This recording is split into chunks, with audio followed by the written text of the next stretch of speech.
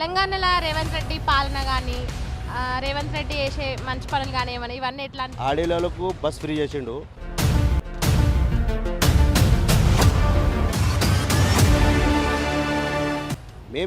మా డిమాండ్ ఏంటంటే మొగళ్ళకు wines free చేయాలి, మాకు మందు ఫ్రీ చేసి పడాలి. ఆటోళ్ళకు అయితే పైసలు డబ్బులు పెట్టడానికి జగలేదు, అట్లా సంపాదిస్తున్నాం ఆటోలు. ఉన్నది కూడా గుంజుకుంటున్నాను.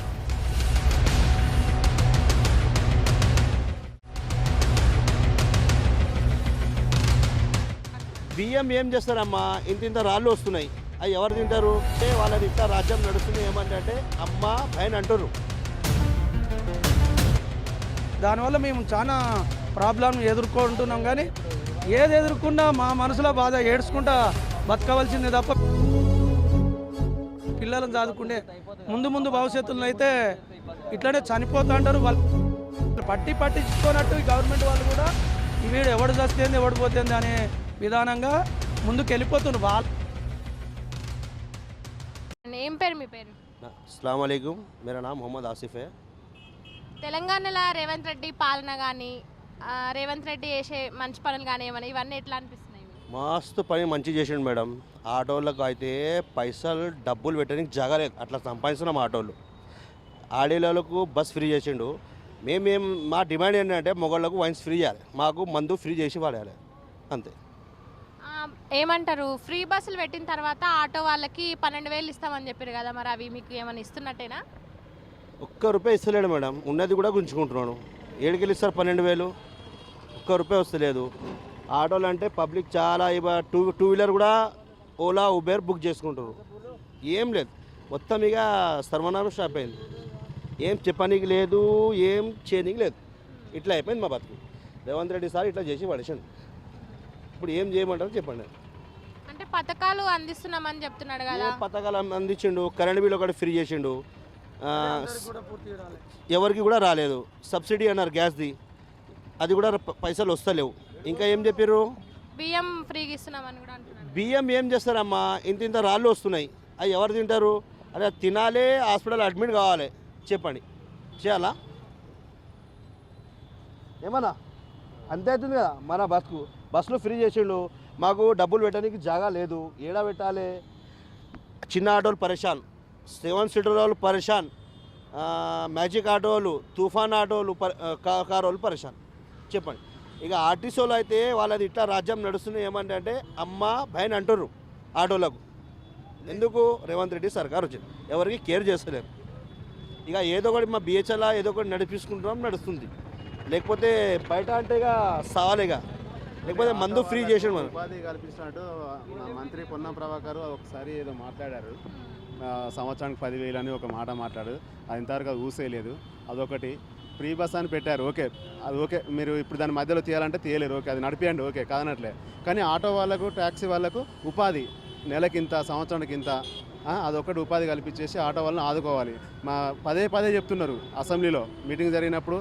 మొన్న మంత్రి కూడా అన్నారు, పొన్నం ప్రభాకర్, ఆటో వాళ్ళకి మేము ఆదుకుంటాము, సంవత్సరానికి 10,000 ఇస్తాము, లేదంటే నెలకు 10,000 ఇస్తాము అని అన్నారు.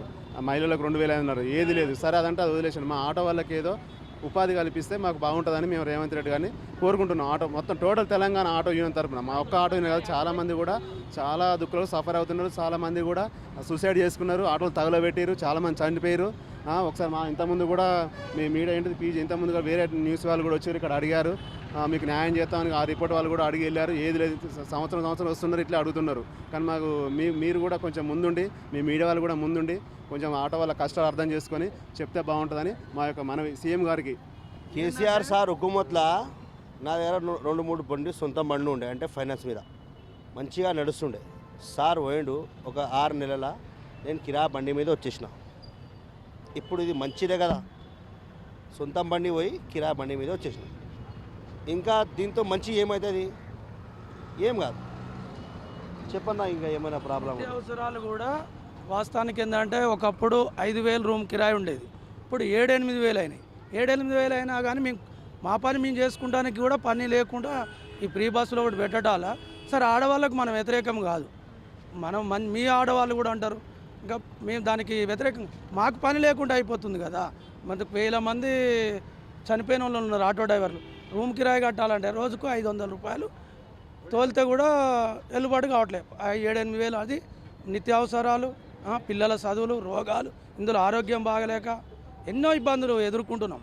అయినా కానీ మనం భూమి మీద బతుకున్న రోజులు మనం పోరాటం తప్పదన్నట్టుగా మనం వేరే వాళ్ళ గురించి ఆశపడవలసిన అవసరం లేదు. మా కష్టాన్ని ఏదో దోసుకోకుంటుంటే సరిపోతుంది. మేము చేసుకొని పని చేసుకొని మేము బతుకుతాం. కానీ మా పనిని కొన్ని కొన్ని పథకాలు పెట్టేటప్పుడు కొంతమందికి ఎంతమందికి నష్టం జరుగుతుంది అనేది గవర్నమెంట్ వాళ్ళు కూడా, రేవంత్ రెడ్డి కూడా ఆలోచించి పెట్టాలి.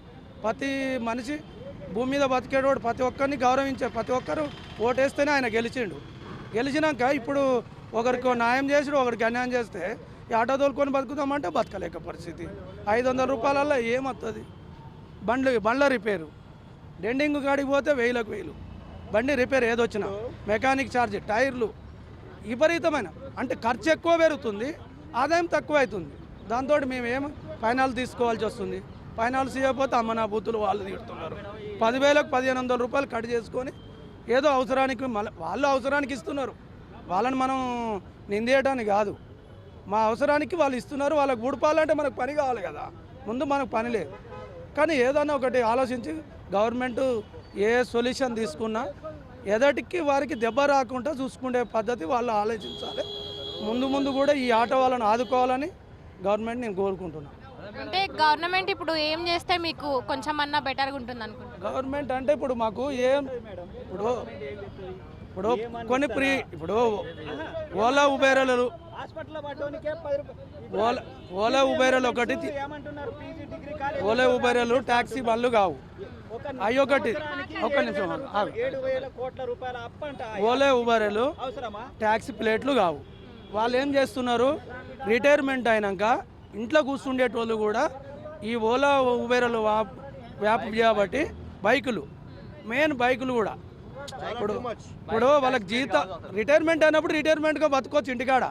మంచి జాబ్ చేసిన వాళ్ళు కూడా, గవర్నమెంట్ జాబర్లు కూడా మళ్ళీ ఉబేర్లు, ర్యాపిడో ఇవన్నీ బైకులు తిప్పుతున్నారు. అప్పుడు ఏమవుతుంది, ఆటోలకు ఇటు ఒక బస్సే కాదు, ఒక్కొక్కటి అన్నీ తోడైనాయి.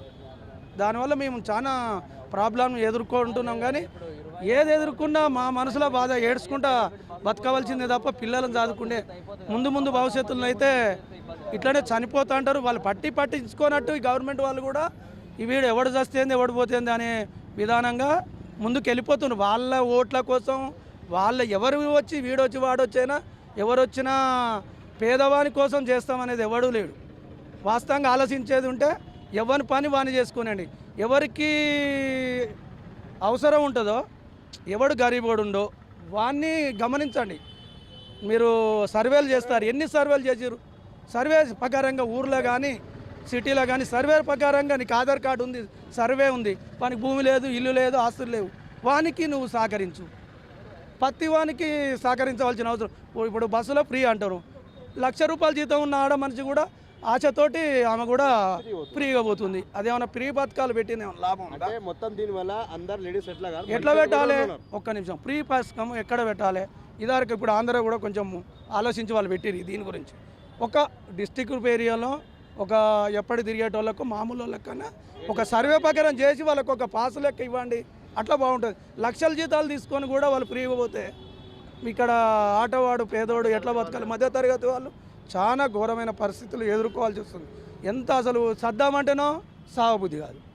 ఎందుకంటే వాస్తవంగా చెప్పేది ఇప్పుడు సావాలంటే సాగుబుద్ధి అయిద్దా? పిల్లలు ఎందుకు చేసుకున్నావు? భార్యను పిల్లలు ఎందుకు కన్నప్పుడు ఏ రకంగానైనా కష్టపడి సాదుకుండే విధానం మన మానవత్వంలో ఉన్నది కాబట్టి దాని ముందుకు వెళ్ళిపోతున్నాం.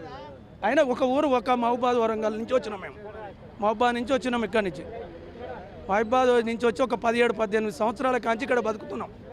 17-18 సంవత్సరాల కాంచి ఇక్కడ బతుకుంటే రూమ్ కిరాయి కట్టాలంటే, ఫీజులు కట్టాలంటే చాలా అవస్థలు పడుకుంటా అప్పులల్లాగా ఇప్పటికీ తేలుకోలేకుండా సావకుండా బతకకుండా ముందుకు నడపవలసి వస్తుంది. అయినా కానీ గవర్నమెంట్ వాళ్ళకు పట్టనట్టు అదే ఆ కేసీఆర్ ఉన్నప్పుడన్నా కనీసం ఈ ఆటోల మీద వాళ్ళే 10 నిమిషం చూడండి ఎక్కడ ట్రాఫిక్ ఒక 100 రాసుకో అంటాడు. 100 కోసం గంట సేపు ఉంటాం. ఈ ట్రాఫిక్ ఆయన అంటాడు కదా, ఇద్దరు ముందు కూర్చోబెట్టుకున్నాక ఒక 100 రాసుకో. 100 అంటే ఆయనకు సింపుల్ అనిపిస్తుంది ట్రాఫిక్. ఇక్కడ 10 నిమిషం ప్రతి అడ్డం ముందు 100 రూపాయలు అంటే ఏంది అనుకుంటారు? గంట 2 గంటలు పెట్టుకుంటే 100 వస్తే ఆ 100లో డీజిల్ ఏం పోయాలి? 100 రూపాయలు రాసేస్తాడు.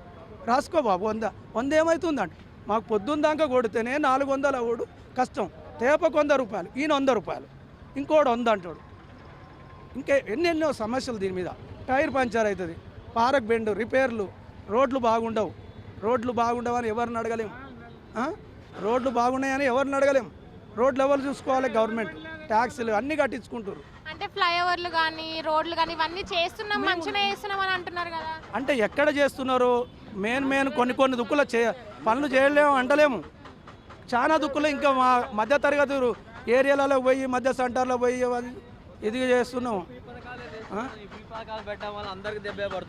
చాలా వరకు ఆలోచించుకొని వాళ్ళు కామన్, ఎందుకంటే ఇది ఏంటిది ఎవరికి పేదోళ్ళకు అని అంటుర్రు. ప్రతిదానికి పేదోడు అంటుండు. ఏడవుతుంది? వాళ్ళు చేయలేకపోతున్నారు, అది ముందుకు రాలేకపోతున్నారు.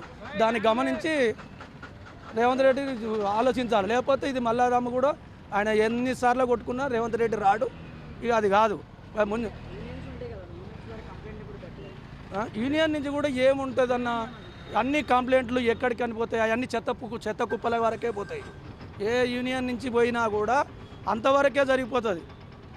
మ్యాక్సిమం ఏంటంటే మనం ఇచ్చినప్పుడు ఏ చిన్న పనులకు పోయినా వాస్తవానికి లంచాలు లేవంటారు. ప్రతి ఆఫీసులో పోతే లంచమే, ఏ బ్యాంకుకు పోయినా లంచమే, ఆర్టీఓ ఆఫీసుకు పోతే లంచాలే. మనం సొంతంగా చేసుకునే విధానం ఎక్కడైనా ఉందా? మనం ఒక 500 రూపాయలతో ఆర్టీఓ ఆఫీసులో పోతే పని అయ్యేది ఉంటుంది. ఆడిపోతే 4-5 వేలు కావాలి లైసెన్స్ తీసుకోవాలన్నా కూడా. అది మధ్య తరగతి వాళ్ళు. అంత విధిగా అన్నీ తెలిసి పట్టి పట్టనట్టు ఈ ప్రభుత్వాలు ఎందుకు రైతులు అట్లా రైతులను అట్నే ముంచుతున్నారు? ఒక్కటన్నా వీళ్ళు అమలు చేయగలుగుతున్నారా? ఏదో ఒక ఫ్రీ బస్ అనేది ఒకటి అమలుకు పోతుంది, అది అంతే. మిగతా అన్నీ విధానంగా ఏం సక్సెస్ కావట్లే. ఏది ఒకటే మొదలు పెడతాడు ఆయన స్టార్టింగు. మీకు కోటేశ్వరం చేస్తా, ఆడలు లక్ష్మమ్మరు ఏదో చేస్తా అంటాడు. చేస్తుండా? ఏం చేస్తాడు? ఉన్న పని చేసుకొని బతకనియలేకపోతున్నాడు. ఎవ్వరి పని 10,000 జీతం వచ్చినా బతకగలుగుతాం మంచిగా, వాళ్ళు మంచి దారులు నడితే.